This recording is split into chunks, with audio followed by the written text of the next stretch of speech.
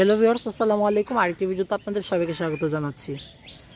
এই হচ্ছে আমার সাদা দোপাটির গাছ, আর এখান থেকে কিন্তু বীজগুলোকে আমি হারভেস্ট করব।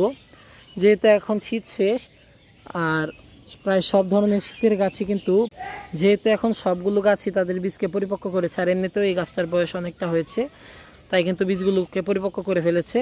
এই বীজগুলোকে কিন্তু হারভেস্ট করতে হবে, আর এই গাছটা আর বেশি দিন বাঁচবেও না, আমি যা বুঝতে পারছি।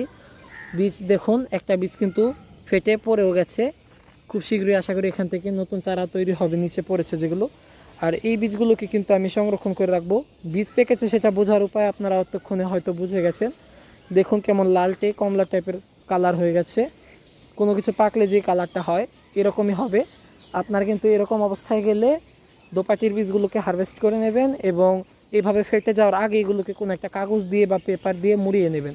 সবচেয়ে ভালো হয় টিস্যু দিয়ে মুড়িয়ে ফেলতে পারলে, তাহলে কিন্তু বীজগুলো খুব বেশি দিন ভালো থাকবে। এবং পারলে একটু রোদ লাগিয়ে নেবেন। আর এমনিতে দোপাটির বীজ 2-3 মাস এমনিতেই ভালো থাকে। আপনারা লাগানোর সাথে সাথে এগুলো থেকে জার্মিনেশন পাবেন। আর বেশি দিন ভালো রাখার জন্য অবশ্যই এটাকে রোদ দেবেন। যেহেতু দোপাটি সারা বছরই ফোটে, আমি কিন্তু এগুলোকে আবার কিছুদিনের মধ্যেই লাগিয়ে দেব। ধন্যবাদ সবাইকে। আসসালামু আলাইকুম।